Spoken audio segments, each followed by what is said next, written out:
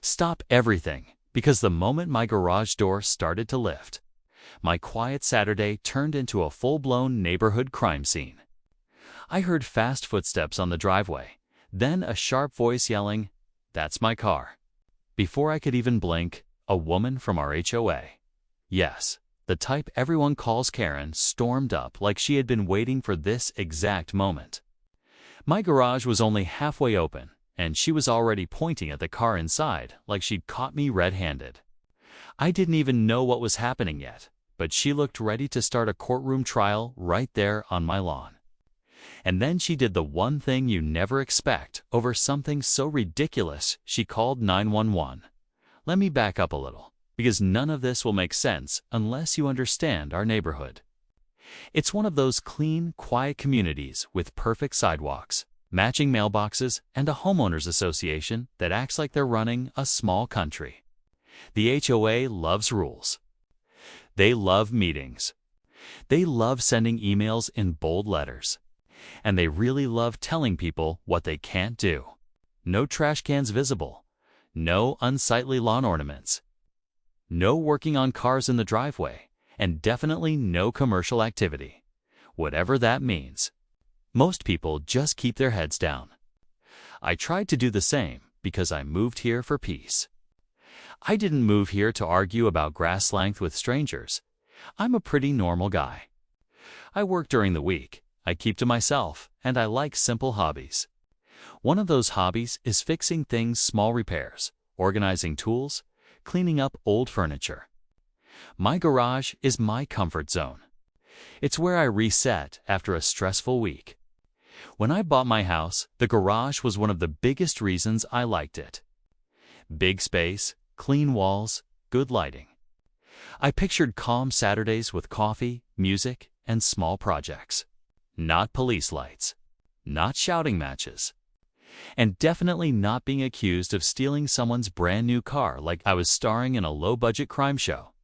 A few months after I moved in, I finally felt settled. I learned where the good grocery store was. I waved at neighbors, and I stayed out of HOA drama. But then I started noticing one person who seemed to live for HOA drama. Her name was Melissa, but nobody used it. People either called her Mrs. Klein to her face or Karen behind her back. She walked the neighborhood like a security guard. Clipboard sometimes, phone always. If a trash can was out 5 minutes too long, she noticed. If a kid left a bike near the sidewalk, she noticed. If your curtains weren't the right shade of neutral, she probably noticed that too the first time I met her. I thought, okay. She's just very involved. She came over the day after I moved in and introduced herself like she was welcoming me to a private club. She smiled, but it didn't reach her eyes. She asked where I worked, if I planned any exterior modifications, and whether I had read the HOA handbook. I said yes, even though I hadn't read every page. She nodded like she could tell I was lying. Then she pointed at my moving boxes and said, "Just so you know, you can't leave those outside. It's against the rules." I laughed politely and said it wouldn't happen again. She didn't laugh back. After that, I kept things extra neat. I didn't want problems. I moved on time. I hid the trash cans. I even made sure my front porch looked like a model home brochure. Still, Melissa watched me like I was suspicious.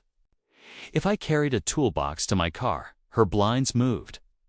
If I washed my car, she suddenly needed to check her mail.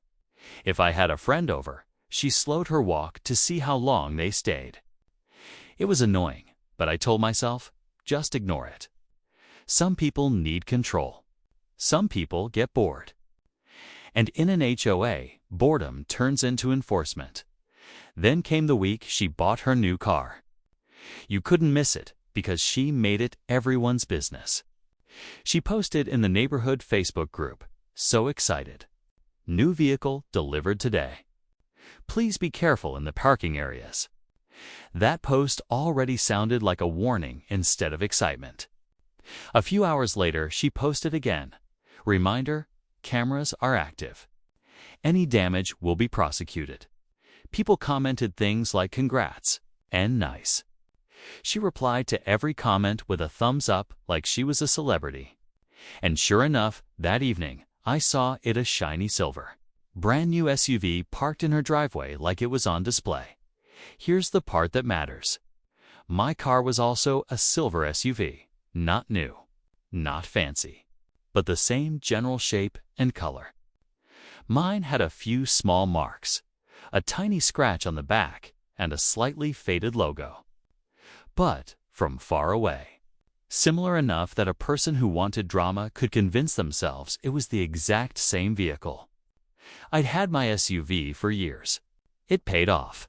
It ran great. I liked it because it was reliable and simple.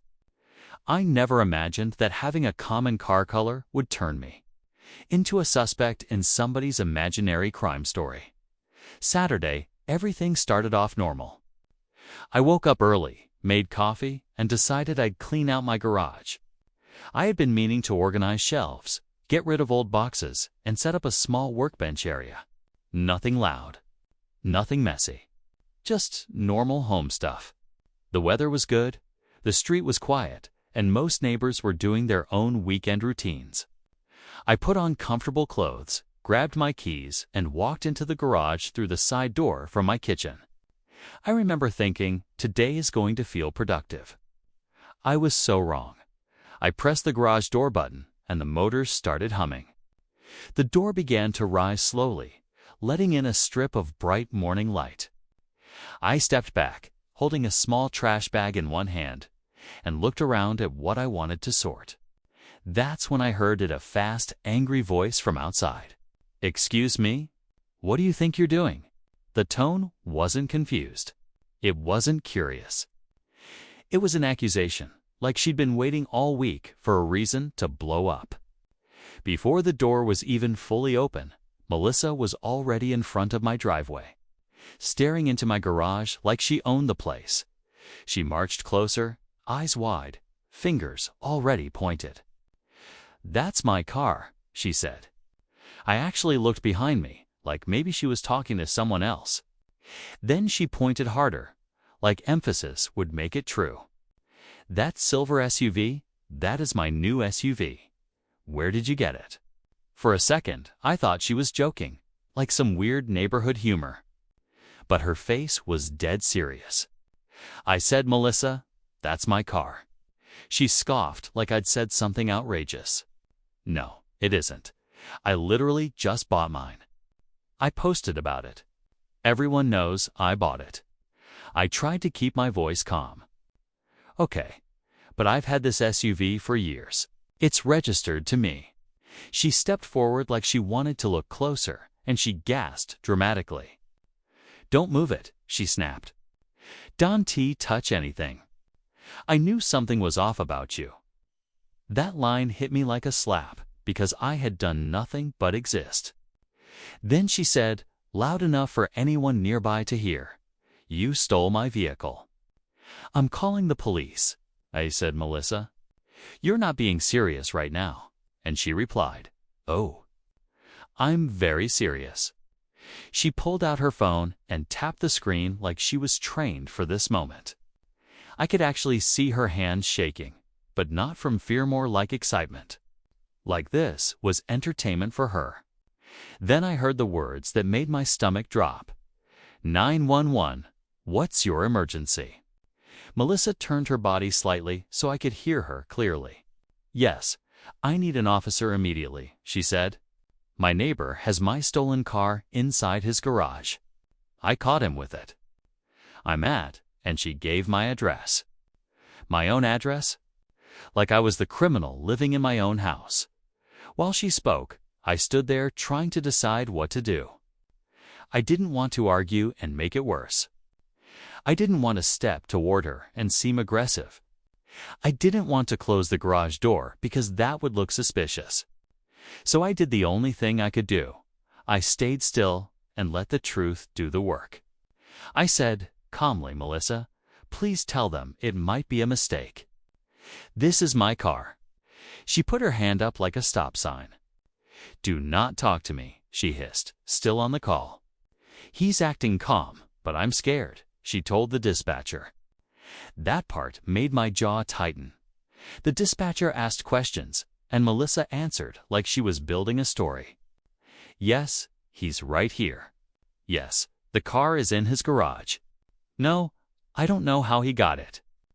But I know it's mine because it's the same one I just got.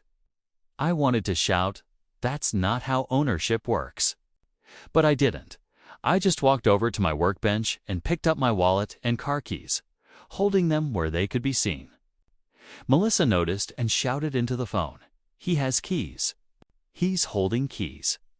Like that was proof of a crime instead of proof I owned it. By now, a couple neighbors had stepped outside. You know how it goes. One person sees drama. Then suddenly curtains move and doors open. Mr. Ramirez from across the street stood on his porch with a confused look. A woman walking her dog slowed down and stared.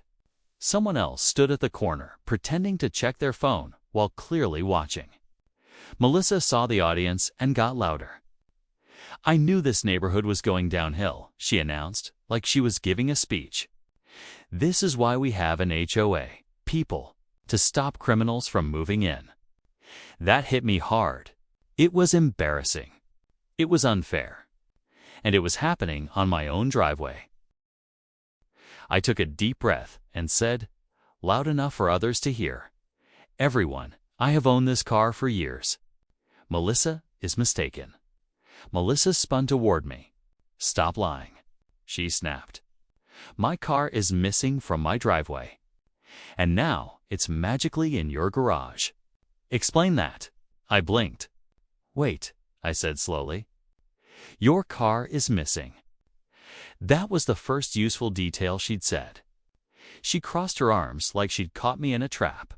"Yes, and don't play dumb. It was there last night. Now it's gone."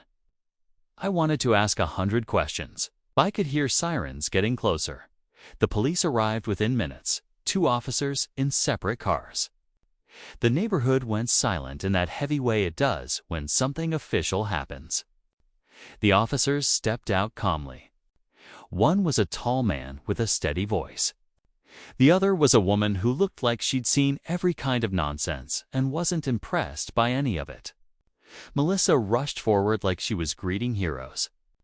"Officers, thank God you're here," she said, pointing at my open garage. "That's my stolen car. He has it." The male officer looked at me, then at the car, then back at Melissa.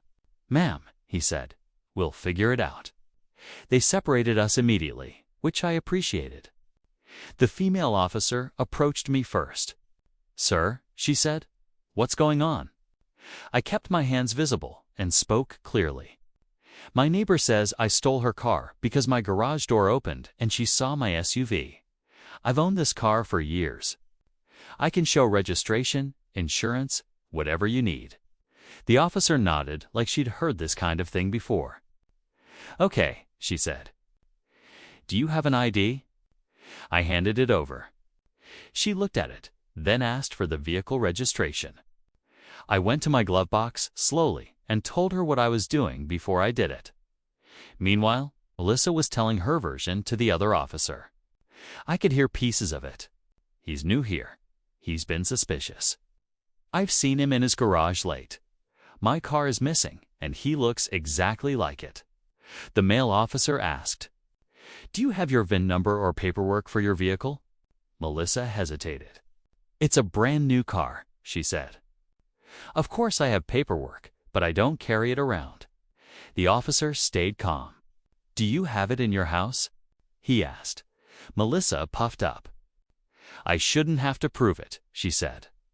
"He should have to prove he didn't steal it." The female officer opened my registration and compared it to my ID.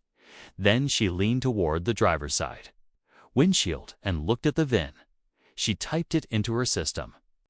Her face didn't change. She just nodded slightly, like the puzzle was already solved. "This vehicle is registered to you," she told me. She said it clearly, loud enough that people nearby could hear. That should have ended it right there. But Melissa wasn't the kind of person who accepted reality quickly. The male officer walked over and asked me, "Has this vehicle been in your possession the whole time?" I said, "Yes. I drove it yesterday. It's always been mine." Then Melissa burst in, stepping closer.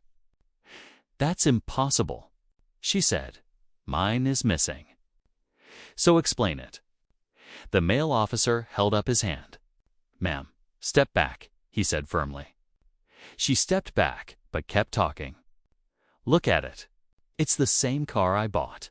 Same color. Same everything." The female officer finally spoke to Melissa directly.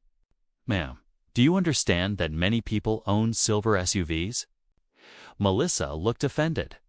"But mine is new," she said. "He shouldn't even be allowed to be out like that. It makes the neighborhood look cheap." I cannot believe she said that in front of the police. The officers asked Melissa again for her paperwork. She stormed toward her house like she was going to prove everyone wrong. While she was gone, the female officer looked at me and said, quietly, "I'm sorry. Some calls are like this." I nodded, still embarrassed. She asked if I wanted to close my garage door for privacy. I said, "Not until this is over. I don't want it to look like I'm hiding anything." She respected that. The male officer walked over to my car again and looked at the small scratch on the rear bumper.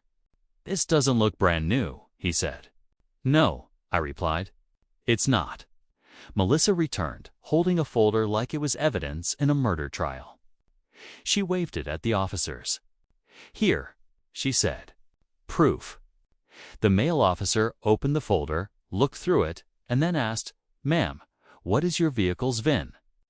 Melissa pointed to a line on the page. The officer read it, then looked back at my vehicle's VIN. They didn't match. Not even close.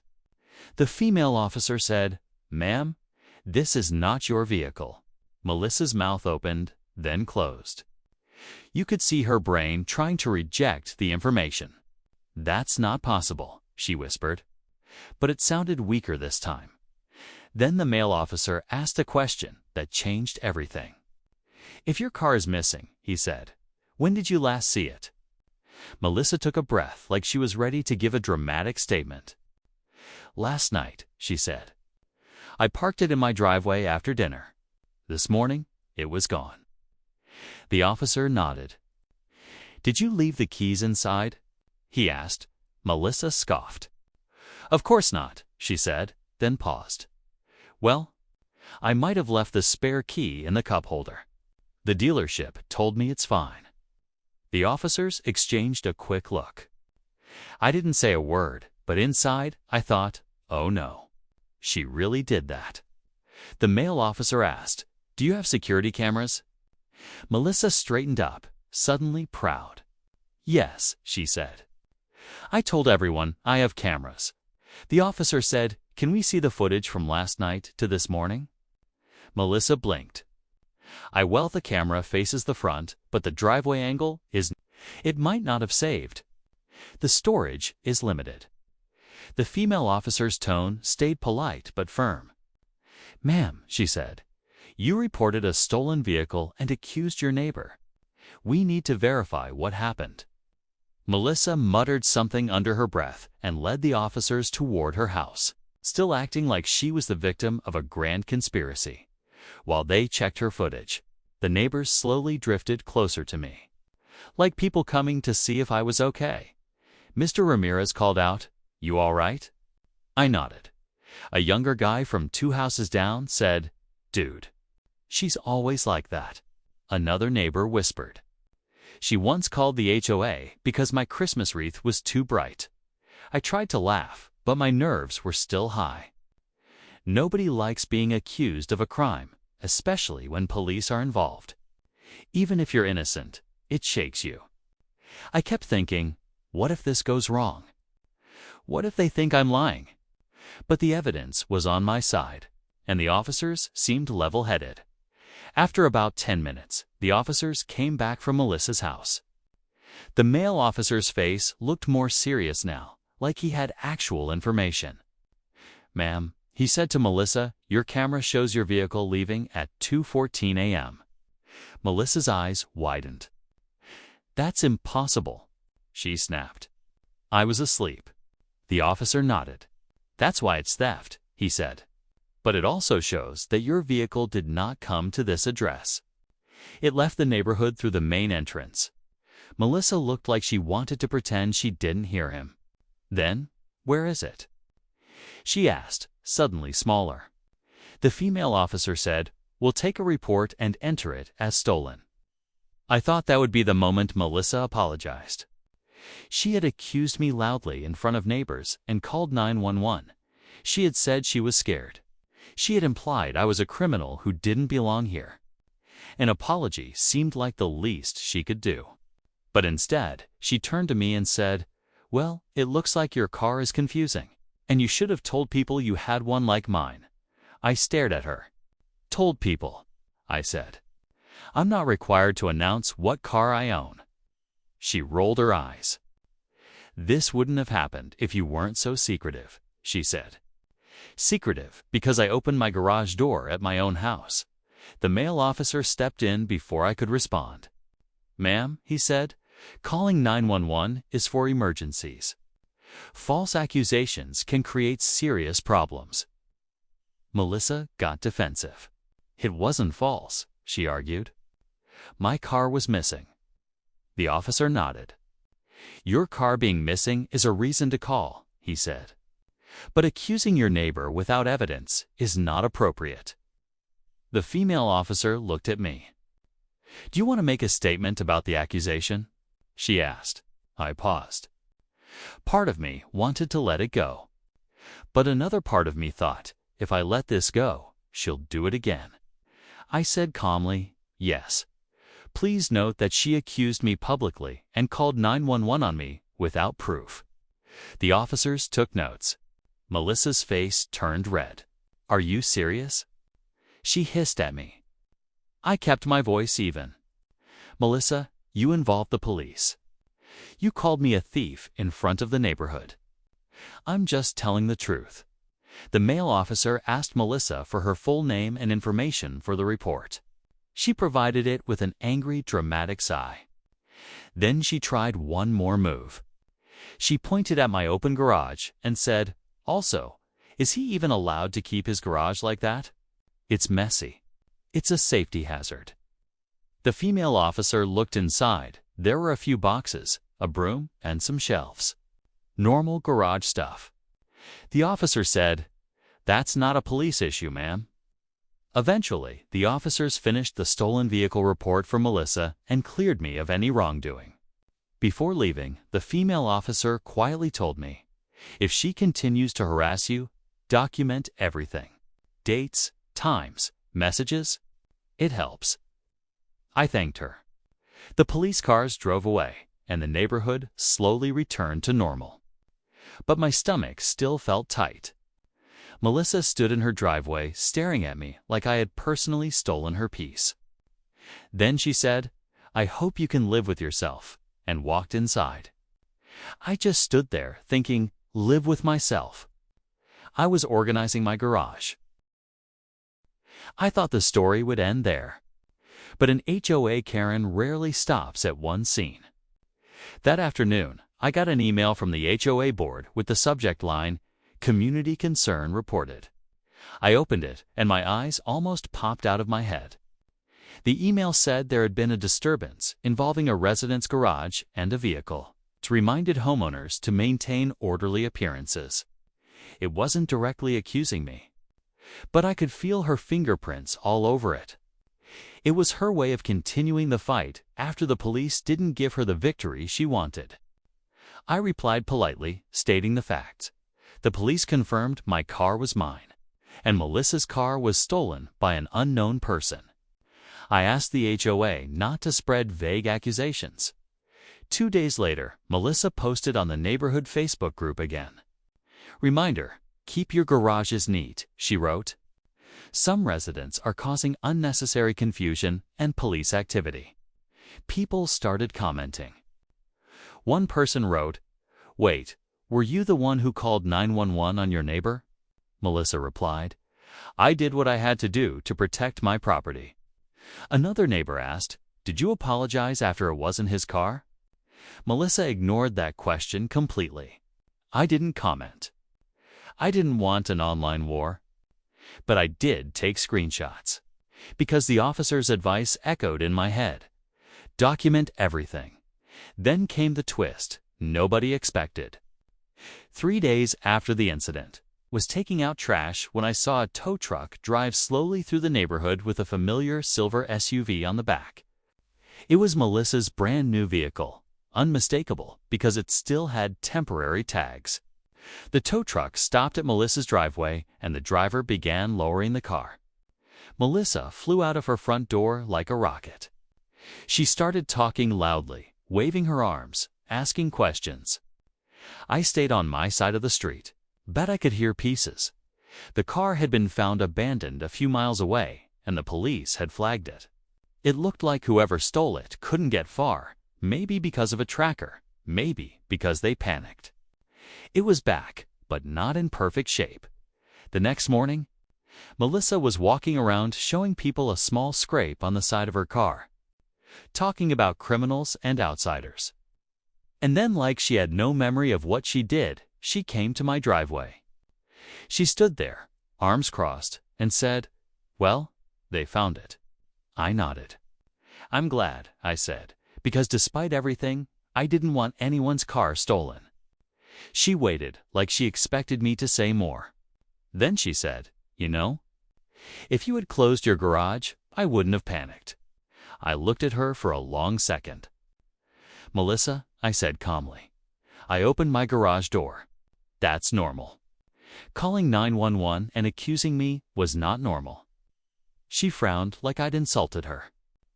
"I was under stress," she said, and walked away without apologizing at that point.